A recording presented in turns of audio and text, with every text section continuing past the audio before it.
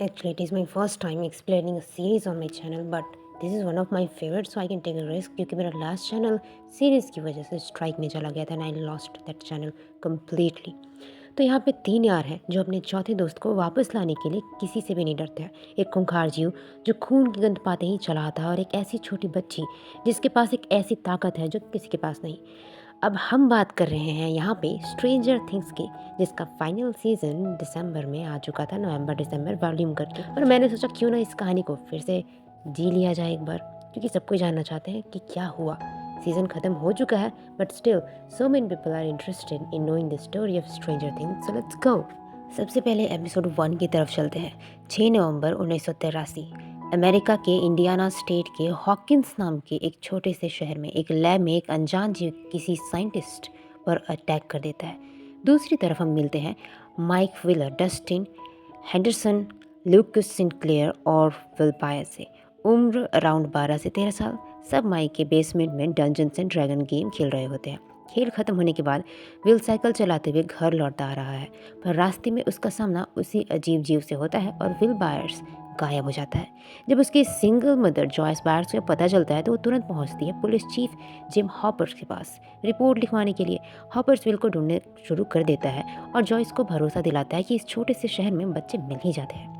उधर उसी लैब के director doctor Martin trainer basement से आ रही एक अजीब पर जिंदा चीज़ की जांच कर रहे होते हैं और कहते हैं कि वो लड़की ज़्यादा दूर नहीं गई होगी। तभी हम देखते हैं परेशान सी छोटी सी बच्ची को हॉस्पिटल गाउन में, जो भूख के मारे एक लोकल डाइनर में घुस जाती है। डाइनर का मालिक बेनी उसके हाथ पर 11 का टैटू देखता है और समझ जाता है कि ये उसका नाम है। बेनी सोशल सर्विस को फ़ोन लगाता है, पर लाइंस डॉक्टर ब्रेनर मॉनिटर कर रहे होते हैं। वो सोशल सर्विस एजेंट्स बनकर उन लोगों को वहाँ पे भेजते हैं और जाते ही बेनी को मार देते हैं। 11 ये सब देख लेती है और वो समझ जाती है कि वो सभी उसी के लिए आए हैं। 11 अपनी टेलीकाइनेटिक पावर की मदद से वहाँ से निकल जाती है। जॉयस के घर फ़ोन आता है। पिक करते ही शॉर्ट सर्किट। जॉयस को यकीन है कि यह उसके बेटे विल का ही फ़ोन था। इधर माइक, डस्टिन और लूकस दोस्त को खोने से टूटे हुए हैं और वो खुद जंगल में उसे ढूंढने के लिए निकलते हैं, जहां उनकी मुलाकात होती है 11 से। अब चलते हैं हम एपिसोड 2 की तरफ। तो यहाँ पर माइक 11 को अपने घर ले आता है। प्लान बनाता है कि 11 ऐसा दिखाए कि वो घर से भाग गई हो और फिर माइक की माँ से मदद मांगी जाए, पर 11 साफ मना कर देती है। वो कहती है कि उसके पीछे कुछ बुरे लोग पड़े हैं।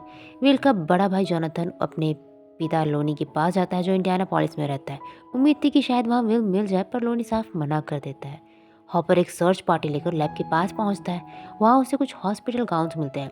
11 लड़कों को अपनी पावर्स दिखाती है और विल की फ़ोटो पहचान लेती है। सबको भरोसा हो जाता है कि वो विल को ढूंढ सकती है। फिर 11 डंजन्स एंड ड्रैगन का बोर्ड यूज करके समझाती है कि विल अपसाइड डाउन में है, यानी बोर्ड के नीचे, और वहाँ एक क्रेचर उसे ढूंढ रहा है। सब ने उसे नाम दिया डेमोगॉर्गन। उधर माइक की बहन नैन्सी और उसकी फ्रेंड बारबरा हॉलैंड पहुंचती है और नैन्सी के बॉयफ्रेंड स्टीव हैरिंगसन की पार्टी में। विल को ढूंढते हुए जोनाथन स्टीव के घर के पास आता है और पार्टी की कुछ फोटोज खींच लेता है। जॉयस को विल का दूसरा फ़ोन आता है। इस बार स्टीरियो में गाना बजने लगता है और वो देखती है कि दीवार से क्रैचर आ रहा है। पार्टी में बारबरा पुल के पास अकेली बैठी है। तभी एक डेमोगॉर्गन उस पर अटैक कर देता है और वो भी गायब हो जाती है। नाउ कमिंग टू एपिसोड 3, और यहाँ पर हम देखते हैं कि बारबरा की आँख खुलती है। अपसाइड डाउन में एक सड़ती फैलती हुई दुनिया। वो भागने की कोशिश करती है, पर डेमोगॉर्गन उस पर अटैक कर देता है। जॉयस का मानना है कि वे लाइट बल्ब के जरिए उससे बात कर रहा है। हॉपर हॉकिंस लैब जाता है। वहाँ का स्टाफ उसे उस रात की सिक्योरिटी फुटेज दिखाता है जब विल गायब हुआ था। फुटेज से छेड़खानी हुई थी। इसे हॉपर डॉक्टर ब्रेनर तक पहुँचता है और पता चलता है कि ब्रेनर का ताल्लुक प्रोजेक्ट MK अल्ट्रा से है। एक औरत टेरी आइव्स ने ब्रेनर पर इल्ज़ाम लगाया था कि उसने उसकी बेटी उससे छीन ली। 11 को ब्रेनर की याद आती है, जिसे वो बुलाती है पापा। वो याद करती है कि ब्रेनर ने उसे एक बिल्ली को पावर से नुकसान पहुंचाने को कहा था और उसने मना कर दिया था, तो इसकी सजा 11 को मिली थी। स्कूल में स्टीव को पता चलता है कि जोनाथन ने पार्टी की फ़ोटोज़ खींची थी और वो उसका कैमरा तोड़ देता है। नैन्सी को बारबरा की फ़ोटोज़ मिलती है और उसे एहसास होता है कि बारबरा कहीं नहीं है। वो स्टीव के घर जाती है। वहाँ बारबरा की गाड़ी दिखती है और सामना होता है डेमोगॉर्गन से। जैसे तैसे वो बच के निकलती है जॉयस अपनी पूरी दीवार पर अल्फ़ाबेट्स लिखती है और उन पर क्रिसमस लाइट्स लगा देती है। विल अलग अलग अक्षरों पर रोशनी जलाकर बताता है मैं यही हूँ और फिर लिखता है रन, क्योंकि डेमोगॉर्गन्स दीवार से आ रहे हैं। माइक और दोस्त 11 पर इतना भरोसा कर चुके थे कि उसे विल तक ले चलने की बात करते हैं। 11 उन्हें विल के घर ले जाती है। लड़के फ्रस्ट्रेट फील करते हैं। तभी उनकी नज़र इमरजेंसी व्हीलर पर पड़ती है जो पास की खदान की तरफ जाती है। वहां जाने पर पानी के अंदर से विल की बॉडी मिलती है। नाउ कमिंग टू एपिसोड 4, जहां जॉय से मानने से बिल्कुल इनकार कर देती है कि खदान में मिली जो बॉडी है वो उसके बेटे की है। माइक को लगता है कि 11 ने धोखा दी क्योंकि बॉडी तो ऑलरेडी मिल चुकी है, पर 11 प्रूव करती है कि विल अभी भी जिंदा है। वो विल की आवाज़ माइक को वॉकी टॉकी के जरिए सुनाती है। तब तीनों को ख्याल आता है कि स्कूल के हैम रेडियो को यूज़ करके 11 के जरिए विल से बात की जा सकती है। नैन्सी नोटिस करती है कि जोनाथन की खींची फोटो में बारबरा के पीछे कोई तो है। जोनाथन को एहसास होता है कि यह वही है जिसकी बात उसकी माँ ने की थी, यानी कि डेमोगॉर्गन। नैन्सी पुलिस के पास जाती है बारबरा की गुमशुदगी की रिपोर्ट लिखवाने। फिर स्टीव से लड़ाई होती है। स्टीव को बारबरा की फिक्र ही नहीं, वो सबसे दूरी बना रहा है अपने पिता के डर से। हॉपर को शक होता है जब वो डॉक्टर जो नॉर्मली बॉडी चेक करता है जांच करने नहीं आता, लाइक जो डेड बॉडीज चेक करने आते हैं वो जांच करने ही नहीं आता, वो उस स्टेट ऊपर को पकड़कर पिटाई करता है जिसने बॉडी ढूंढी थी। और वो मान लेता है कि उसे झूठ बोला गया था कि बोला जाए कि यही विल की बॉडी है, जबकि ये विल की बॉडी थी ही नहीं। सभी लड़के 11 को लेकर स्कूल में निकल जाते हैं। 11 रेडियो यूज़ करती है और उसी वक्त जॉयस को विल की आवाज़ लिविंग रूम की दीवार से आती है। वो वॉलपेपर फाड़ देती है और विल दिखता है। 11 देख पाती है विल को अपनी माँ से बात करते हुए। हॉपर मुर्दा घर जाता है और बॉडी जब चेक करता है वो तो बॉडी तो फेक निकलती है। वो समझ जाता है कि ब्रेनर का हाथ था इसमें और वो सीधे हॉकिंस लैब में घुस जाता है। उसे एहसास हो गया था कि विल की मदर ने सही कहा था कि विल अभी भी जिंदा है। चलिए दोस्तों, अब हम एपिसोड 5 में आ चुके हैं। तो हॉपर लैब में छानबीन कर रहा होता है कि गार्ड्स उस पर अटैक करके उसे बेहोश कर देते हैं। लड़के अपने साइंस टीचर मिस्टर क्लार्क से पूछते हैं क्या अल्टरनेट डायमेंशन में जाना पॉसिबल है। क्लार्क बताते हैं कि थियोरेटिकली हाँ, अगर दोनों डायमेंशन के बीच कोई गेट हो। हॉपर जागता है अपने घर में, उसे एक छुपा हुआ माइक मिलता है तो वो समझ जाता है यहाँ पे और भी क्लियरली कि यस, जॉयस बिल्कुल सही थी, यानी कि विल की मदर सही थी। लड़के एक कंपास यूज करते हैं गेट ढूंढने के लिए जो अर्थ की इलेक्ट्रोमैग्नेटिक फील्ड पर असर डालेगा।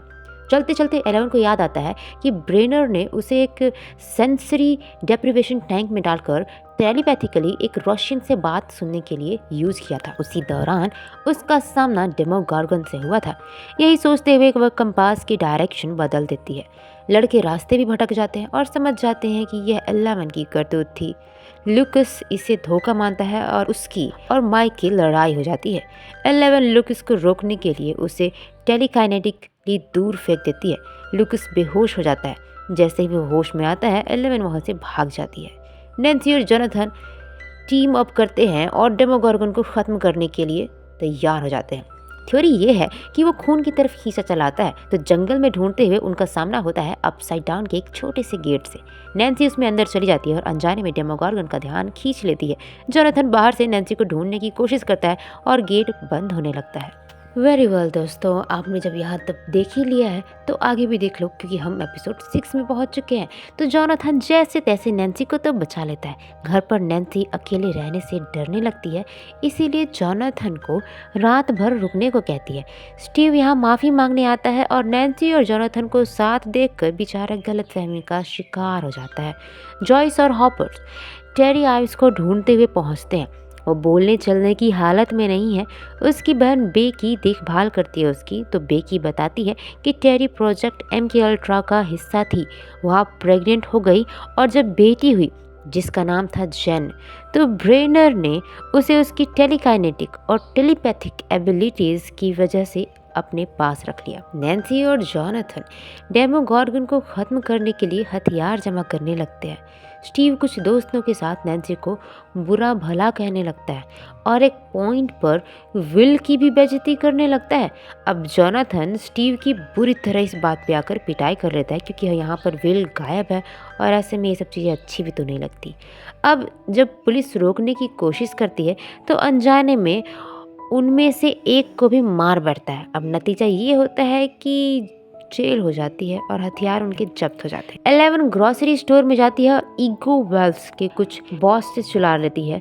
माइक और डस्टिन 11 को ढूंढते ढूंढते अपने स्कूल पुलिस के सामने आ जाते हैं। एक बुली डस्टिन को धमकी देता है, अगर माइक नीचे नहीं कूदा तो मैं तो इसके दोस्त का काम तमाम। और माइक नीचे कूद भी जाता है, लेकिन तभी 11 अपने सुपर पावर से इसे बचाती है और तो और उस बुली का हाथ भी वो तोड़ देती है। अब यहाँ पे इतनी सारी पावर यूज करके 11 बेहोशी होने वाली होती है और वो ये भी बताती है कि डेमोगॉर्गन्स इस दुनिया में एक्चुअली मेरी वजह से आए थे।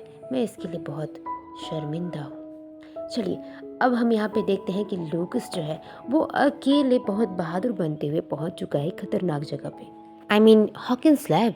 और उसे पता चलता है कि ब्रेनर के एजेंट्स को 11 की लोकेशन का पता चल गया है और वो माइक के घर की तरफ बढ़ रहा है। Now coming to episode 7, Lucas walkie talkie पर माइक को वार्न करता है। माइक, डस्टिन और 11 तुरंत वहां से भागते हैं। 11 अपनी पावर से एजेंट्स का एक वैन पलट देती है और तीनों निकल जाते हैं। लूकस वापस दोस्ती कर लेता है और सब जंक यार्ड में जाकर छुप जाते हैं। हॉपर जॉयस के साथ स्टेशन लौटता है, जोनाथन को छोड़ देता है। नैन्सी और जोनाथन उन दोनों को पूरी बात बताते हैं। तभी वो बुली आता है जिसका हाथ टूटा था और हॉपर को 11 के बारे में पता चल जाता है। सभी जॉयस, हॉपर, जोनाथन, नैन्सी बच्चों से विल के घर मिलते हैं। जॉयस और हॉपर समझ जाते हैं कि 11 ही टेरी आइव्स की बेटी जेन है।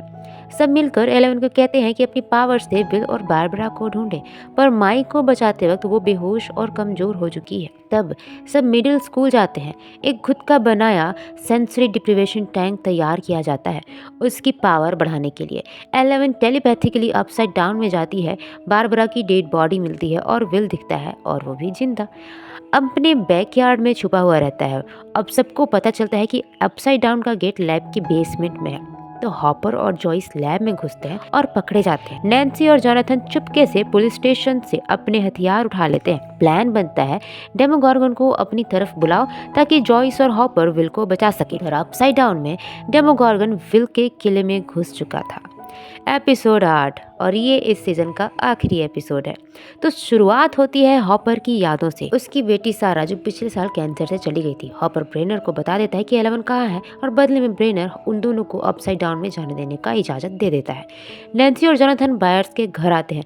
डेमोगॉर्गन को खींचने के लिए वो अपने हाथ काट लेते हैं ताकि खून से वो आए, लेकिन तभी वहाँ स्टीव बेचारा माफी मांगने पहुंच जाता है और जो भी होता है उसको तो कुछ समझ में भी नहीं आता है। पर डेमोगॉर्गन के आते ही तीनों मिलकर लड़ते हैं और उस डेमोगॉर्गन में आग भी लगा देते हैं और फिर चलते चलते डेमोगॉर्गन अपसाइड डाउन में चला जाता है। यहाँ पे मिडिल स्कूल में हम देखते हैं कि ब्रेनर अपने एजेंट्स के साथ आ गया है कि वो 11 को किडनैप करेगा और उसको वहाँ से ले जाएगा, लेकिन 11 अपनी पावर से बहुत सारे एजेंट्स को मार देती है, पर इतना सारा पावर यूज़ करके वो खुद भी बेहोश हो जाती है। अब ब्रेनर बचे हुए एजेंट्स के साथ 11 और लड़कों को घेर लेता है, लेकिन इतने सारे ब्लड की वजह से डेमोगॉर्गन वहाँ आ जाते हैं। मरे हुए एजेंट्स का खून उसे खींच लाया था, वो ब्रेनर और बाकियों पर टूट पड़ता है। लड़के 11 के साथ वहाँ से निकल जाते हैं। हॉपर और जॉयस अपसाइड डाउन के हॉकिंस लाइब्रेरी में घुसते हैं। डेमोगॉर्गन के मारे हुए लोग दिखते हैं। बारबरा भी उनमें से एक होती है, सैडली। फिर मिलता है विल, बेहोश, मुंह में अपसाइड डाउन का जिंदा लता। हॉपर उन्हें निकालता है, सीपीआर देता है और विल जाग जाता है। उधर डेमोगॉर्गन ने बच्चों को घेर लिया है, पर 11 की आंखें खुलती है। वो लड़कों को एक तरफ करती है, डेमोगॉर्गन के सामने खड़ी हो जाती है और अपनी पूरी ताकत झोंक देती है। धुआं छटता है और डेमोगॉर्गन गायब हो जाता है, लेकिन 11 विल की आंख खुलती है हॉस्पिटल में, एक बार फिर अपने परिवार और दोस्तों के। इस घटना के 1 महीने बाद क्रिसमस पर नैन्सी और स्टीव साथ में हैं। जोनाथन के साथ दोस्ती है। बायर्स परिवार क्रिसमस मना रहा है, सभी बहुत खुश हैं। और तभी विल बाथरूम जाता है और खांसता है, मुंह से एक स्लग जैसा जीव निकलता है। एक पल के लिए उसे ऐसा एहसास होता है कि वो फिर से अपसाइड डाउन में चला गया है। फिर सब अचानक नॉर्मल भी हो जाता है। विल चुपचाप परिवार के पास लौटता है जैसे कुछ हुआ ही ना हो। तो ये था सीज़न 1 का रिकैप। अब आप रेडी हो जाइएगा क्योंकि मैंने सीज़न 1 एक्सप्लेन किया है तो सीज़न 2 भी तो एक्सप्लेन किया ही जाएगा।